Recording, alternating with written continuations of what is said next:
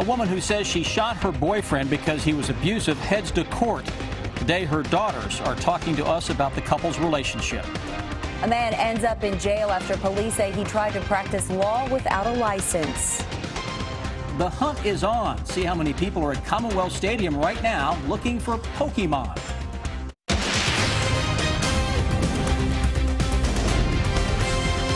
This is WKYT News at 5. A woman says she is not guilty of killing her boyfriend. Melissa Roberts entered the plea during an arraignment this morning in Powell County. Police say she shot Stephen Strange in April. Roberts told us Strange was abusive, and following today's hearing, her daughters talked about the couple's relationship. WKYT's Hillary Thornton has more in our top story at 5. Melissa Roberts is charged with murder for the shooting death of her boyfriend. Today here inside of Powell County Circuit Court, the judge entering a not guilty plea on her behalf and saying he is strongly considering lowering her bond. Investigators say back in April, Roberts shot Stephen Strange when he came into her home earlier this year. Roberts, who was emotional during her court appearance, did file an emergency protection order against Strange. It, however, was dismissed just weeks before the shooting. Now, police did not charge Roberts initially, instead deciding to present the case to a grand jury since Roberts said she acted in self-defense. The grand jury then deciding there was enough evidence to indict her for murder. I didn't tell him no. What Yesterday from jail, Roberts explaining her estranged boyfriend was abusive, something her teenage daughters say they witnessed themselves multiple times. He was bringing her down when he's alive, and now he's still doing it. I watched him beat her, and I seen blood and everything. I love Steve, I really did, but I hated the way he acted. Strange's family members say they know the two had a very difficult relationship and that they do not hold any hateful feelings towards Roberts. However, they do say they hope to see justice served. In Powell County, Hillary Thornton, WKYT. The judge is considering a request from the attorney to lower Roberts' bond. Her family says she is not in good health and suffers from Graves' disease. We have a few showers and storms trying to ramp up this afternoon. That they are. It's part of the stormy and steamy weather we'll be dealing with for the next few days. Let's check in with our chief meteorologist, Chris Bailey, to show us what's out there right now. Yeah, scattered storms, especially the Bluegrass region, as you mentioned, kind of kicking up their heels a little bit as expected late this afternoon. And a steamy view across Hamburg Pavilion, where on the south side of town, south of where we are, we've been noticing some of those showers and thunderstorms. Look at the temperatures, only 83 right now at the airport. Parts of Lexington have dropped into the upper 70s. Over the past couple of hours with some raindrops. Defender Radar Network picking up on that scattering of showers and storms coming at us from northwest to southeast. That little shower in the southern parts of Fayette County kind of raining itself out right on top of Man o' War over near Armstrong Mill and towards South Point. Let's go back to the northwest. Hello, Frankfort. Hello, some thunder and some lightning coming from the skies, especially on the west side of town, up toward the Harvey Land area and back toward Benson along Route 60 and down toward Interstate 64. We are indeed getting in on some of those gusty showers and thunderstorms. That, by the way, extends back into Newcastle, up toward Owenton and Henry County, and all the way into southern Indiana. There's another little line around Bardstown toward Lebanon, western parts of Boyle County.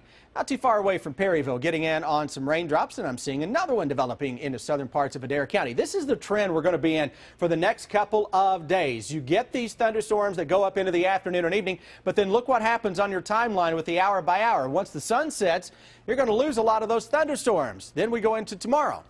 Guess what happens? Sun comes up, we heat things up, and all of a sudden we get some more thunderstorms to go up into the heart of the afternoon. When I get back in a few minutes, we will continue to focus on how the steam and the storms, guys, will do a little battle royale over the next few days.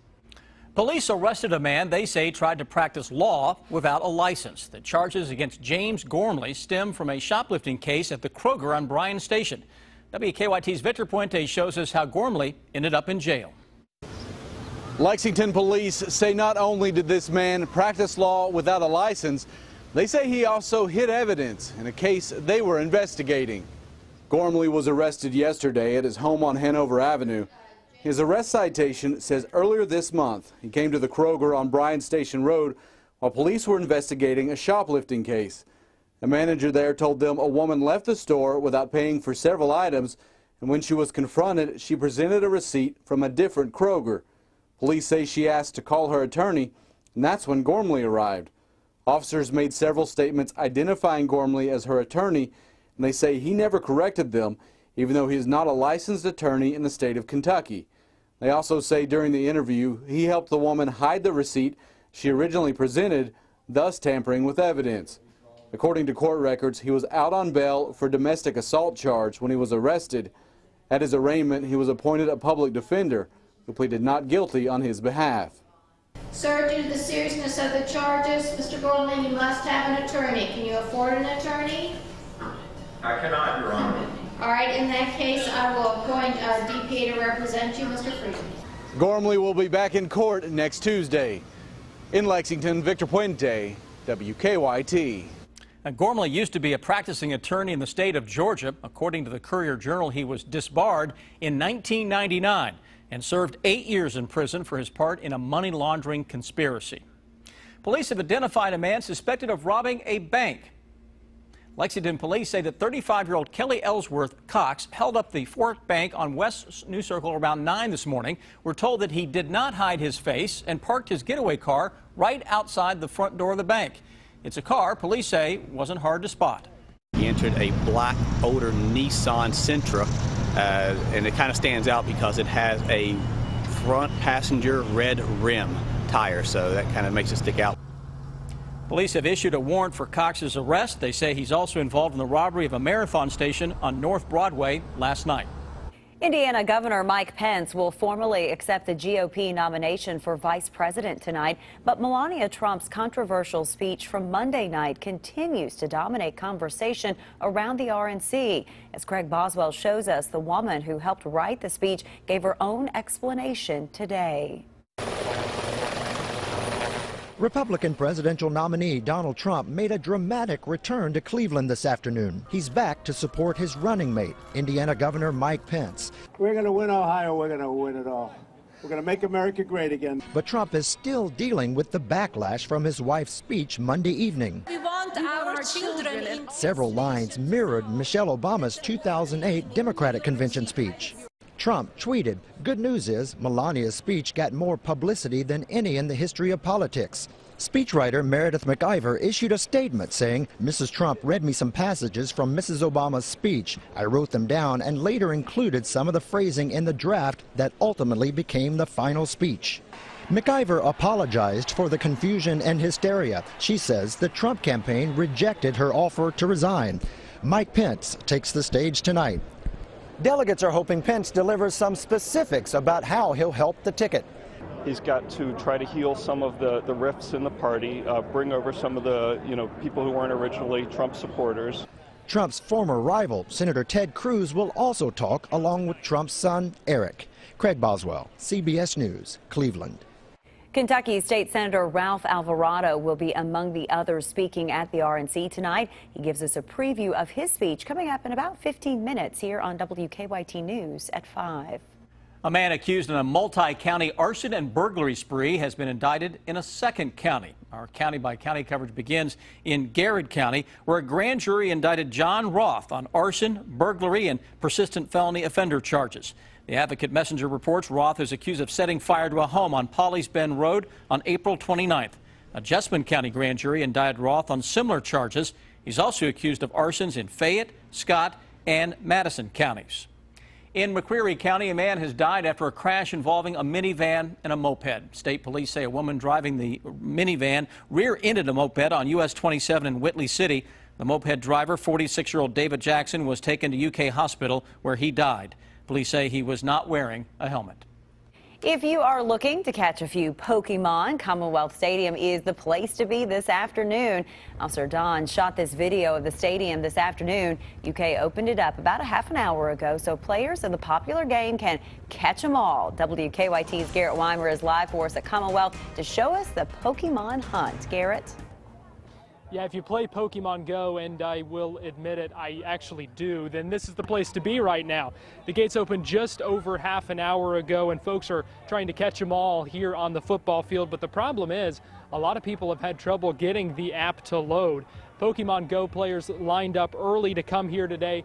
players of all ages, some making it a family affair, all of them hoping for a good time. But unfortunately, just like since the game first launched, there have been server problems, and those have struck again this afternoon. Some people having trouble getting the game to load at first. Some people still having trouble getting their game to load. But folks here still having fun. Several families I talked to say they like to play together as a family, and some even came up with a strategy before getting in the gate. Obviously, we've got a big Pokemon fan here, and he wants to hunt, and I can't lie, I'm a little bit excited too. She is as well. We're going to go in 30-minute shifts. He gets to hunt for 30 minutes, then she does, and then I'll follow up, I guess. Now, if you play Pokemon Go, you can come on out here and join in on the fun. Find some new fellow friends here, or maybe rival team members. It'll be open here until 6:30, and hopefully soon those servers will start working a little bit better for everyone out here. Live at Commonwealth Stadium in Lexington, Garrett Weimer, WKYT. All right, Garrett Weimer, our resident Pokemon expert there. If you go, park in the red lot and go in at Gate 9. The U.S. might have its first locally transmitted case of the Zika virus. We're tracking that investigation. Researchers have come up with a new way to heal you from the inside out. A little robot is helping in better living. Now, your hour-by-hour forecast with Chief Meteorologist Chris Bailey. You know, sometimes Skycams can really capture the weather story out there, and that is indeed the case when we have 9 of them to show you. Check out the views that we're looking at. Focus on Moorhead, Jackson, and Corbin. Look at Jackson and Moorhead especially. Mainly sunny right now. Now all of a sudden we get into central Kentucky. Sky is cloudy in Lexington. Look at the wet road showing up on the Frankfort cam. E-Town, some wet roads here, and a little thunderhead in the distance showing up from Louisville. Now look at the temperatures, central and western parts of the area. That Frankfort thermometer just dropped to 80 with some rain nearby. 83 Lexington, upper 80s into eastern Kentucky where we have more sunshine. Upper 80s normal for this time of year, by the way. Defender Radar Network is indeed picking up on some blossoming showers and some thunderstorms across the Bluegrass region. This one little shower in Lexington we have been tracking now for more than an hour. It really hasn't moved very much, and it's kind of raining itself out right on top of Tates Creek High School. Northwestern side of Lexington, north of Keeneland, north of Versailles, and back into the Frankfort area, starting to pick up on some rains. Anderson County getting in on a little bit of heavier rains moving on into town. Worst the rain is west of the downtown Frankfort area, over toward Bridgeport and right on the Shelby-Franklin County line. But look to our northwest. That's where everything is coming from Owen County, southern parts of Indiana. Those showers are diving in from northwest to southeast with the occasional rumble of thunder. Folks into Harrodsburg, darkening sky to our northwest over toward Springfield and Bardstown. That's going to work its way toward the southeast. Now, as we get into the next few hours, a lot of that will begin to weaken, but we have this stalled out front on top of the area. So let's look to the northwest. Notice here, still have some clouds around the Chicago area, and how the winds aloft bringing those clouds in from northwest to southeast. So tomorrow we may try to get in on another situation where it is dry into the early part of the day. We have heat, humidity, typical brand of heat for this time of year, around 90. And then a thunderstorm tries to develop and kind of cool things off. That has been the pattern so far this week. Very steamy tomorrow, a storm or two. Friday is the day, I think, that we can get some of the hottest weather of the summer so far. 90 to 95 is possible, but let me caution you on this. Any cloud cover or thunderstorms will keep those temperatures from underachieving just like today. And then a storm or two will be around on Saturday as well. Quick look at that hour by hour this evening through tonight does indeed show a weakening trend with those showers and thunderstorms going by the wayside. So 90, 91 possible tomorrow, 90 to 95 possible on Friday. It's all depending on the thunderstorm action. And thunderstorms, by the way, later this weekend and next week will begin to increase as that heat ridge pulls back to the west of us. Guys, it's been like pulling teeth to really get true hot weather in here, more than upper 80s to low 90s, which is normal for this time of year. Well, you pulled it off, because now here it is, right? I'm not going to complain. Friday I may complain. Yeah. All right, Chris, thank you. All right. Well, the two crashes on Nicholasville Road have been cleared, so traffic is recovering there, but it's still a little extra show from Southland to the mall outbound Nicholasville Road, but the ramp's back open, so that's great news. Now, the north side looks okay. As far as drive times are concerned, we're good to go right now to Paris with no major issues. Same across the Clays Ferry Bridge to Richmond on I-75. Now back to the studio. State Senator Ralph Alvarado will address the Republican National Convention tonight. He talks to us about his speech. A father and son are in jail accused of trying to set a home on fire, while a family member says they should not be charged. That's on WKYT News at 5:30. Health officials in Florida are investigating what could be the first locally transmitted case of the Zika virus in the U.S. Local transmission is where a person returns to the U.S. with Zika, is bitten by an uninfected mosquito, and that mosquito bites an uninfected person. Sexual transmission hasn't been ruled out in the case, but it turns out to be local. Health officials say you still shouldn't panic. We anticipated that, and as soon as it's discovered, local and state health departments and the CDC promptly will do interventions to make sure that the spread is very, very limited. Zika will not establish itself widely in the United States. Pregnant women face the biggest threat because Zika has been linked to serious birth defects in babies. There have been 1,300 cases in the U.S., all linked to travel or sexual transmission. A Kentuckian will take the stage tonight at the Republican National Convention. Kentucky State Senator Ralph Alvarado will address the crowd in Cleveland during prime time. We talked to Senator Alvarado about what he'll say tonight. I'm a little anxious. It's a bit surreal. State Senator Ralph Alvarado is putting the finishing touches on his big speech before the entire Republican delegation and the nation. It'll be a little bit about, my own personal experience. I'm a son of immigrants, and a little bit of story about that. Talking about the American dream. Shared values between Latinos and the Republican Party. The son of immigrants from Argentina and Costa Rica who came to the U.S. legally, this physician from Winchester is a proud member of the GOP. I just think the Republican Party shares the social values as well as economic values that all immigrants and Hispanics are looking for in this country. Republican nominee Donald Trump upset many in the Hispanic community with his comments about Mexican immigrants. Alvarado's response? I mean, you got to take a look at the options you have. You've got either someone who's brutally honest, probably to a fault, really, in what he's saying, and somebody who's brutally dishonest. Alvarado says the Democratic Party thinks it owns the Hispanic vote, something he hopes to dispel in his speech. As for any post-convention plans to help elect Trump, if they want me to, I'll be happy to help. At the Republican National Convention in Cleveland, Ted Fioraliso, WKYT. Senator Alvarado is the first Hispanic elected to the Kentucky General Assembly. Police say she died at the hands of her ex-boyfriend. Now a murder victim's family has a message for other women. You'll hear from them on WKYT News at 5:30. A recall involving hot dogs, a warning about pet chickens, and how a robot is helping treat people from the inside out. Those stories next in Better Living.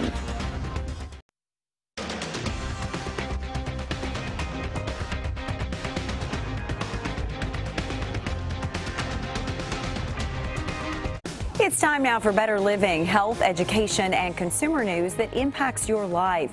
A recall alert for something you might have in your refrigerator. Bar S Foods is recalling its Bun Length and Classic Franks, as well as its Classic Corn Dogs and Signature Pick 5 Corn Dogs. They were made between July 10th and the 13th. There's concern the hot dogs and corn dogs are contaminated with Listeria.